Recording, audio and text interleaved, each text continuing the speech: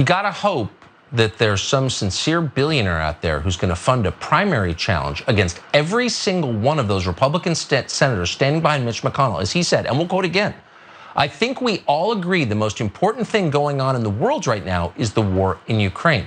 No, the most important thing going on in the world right now is the state of your country, the one you're supposed to run, the people you're supposed to represent, whose lives you're supposed to care about.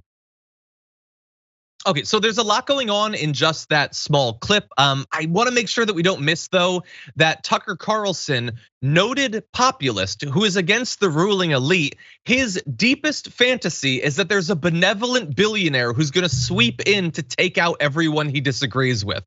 Weird for a guy who hates the elites, but the point that he's trying to make there, if he's ever trying to make any point, is that our politicians, on the right, by the way, he's talking about conservatives, should be primaried if they give military aid to Ukraine.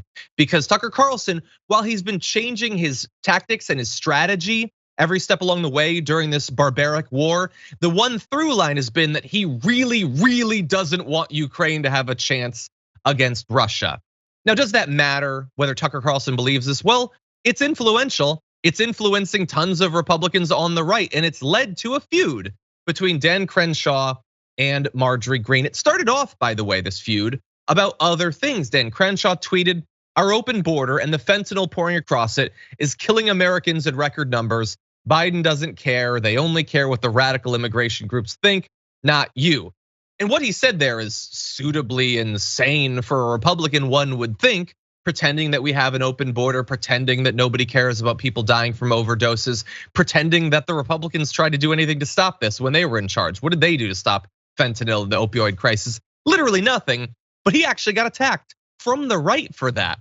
Chig Bungus tweeted at him, "Yeah, you sound off about that stuff, but then you vote yes on the 40 billion to Ukraine." Now, why do I mention that it's Chig Bungus? Because Chig Bungus ratioed him big time with that. Thousands and thousands of tweets. People can't get enough of Chig Bungus. So Dan Crenshaw tried to respond to it saying, "Yeah, because investing in the destruction of our adversary's military without losing a single American troop strikes me as a good idea. You should feel the same."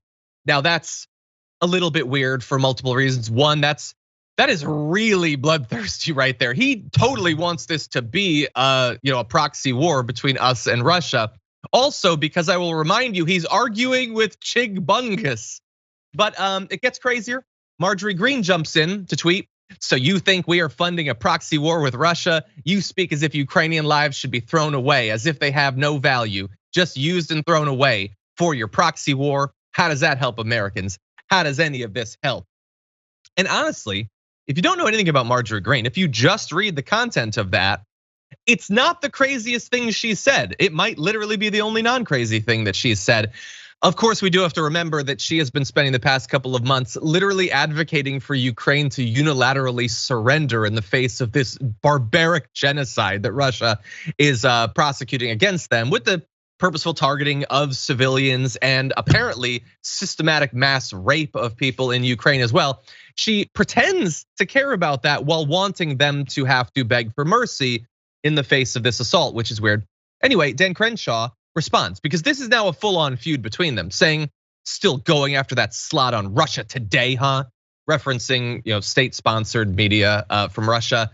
That's not gonna, Dan, come on, and that's perfectly fine. I don't think that she is. I think if anything, she wants to be on like Newsmax or whatever, but that's not gonna win over the right on your behalf. So she takes another shot at him saying, "Sanctions aren't stopping anything, but they are driving inflation and fuel prices." I don't even that's both not true. Like sanctions against Russian oligarchs, I don't think are broadly responsible for like bicycles being more expensive in the US. That's a weird thing to say. Also, he hadn't been talking about sanctions, so I don't even know what she's saying, but she says, "I refuse to vote for useless measures that cause problems but solve none. While you send 40 billion for your proxy war against Russia, I'm focused on baby formula for American babies." To be clear, what she's focused on in this conflict is whether Russian oligarchs should be sanctioned. So she's mad that we would potentially send money directly to Ukraine. Technically, we'd be buying weapons. We're sending the money to defense contractors and then sending the weapons to Ukraine. But she's fine with the money being held by the Russian oligarchs. I don't know. And I don't think that they know either. This is the state of their party. What she is advancing right there isn't some sort of long-standing preference for Russian domination of Ukraine. She's never thought about another country in her life. But she does know what Tucker Carlson yells at her and the rest of the right every day. And that is producing this schism on the right. And weirdly, by the way, while Tucker Carlson holds this position and the politicians do, most regular Republicans don't. If you look at this chart, while there has been a weird gap between Democrat and Republican opinions on Vladimir Putin, it's not really there anymore post-war. We both tend to agree that killing tons of people is bad. But their elites in media and politics and some of their followers on Twitter, they have a slightly different position.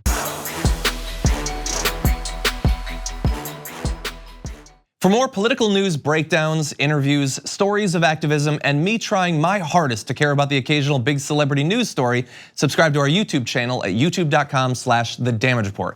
And you can ring the bell wherever it is so you don't miss anything.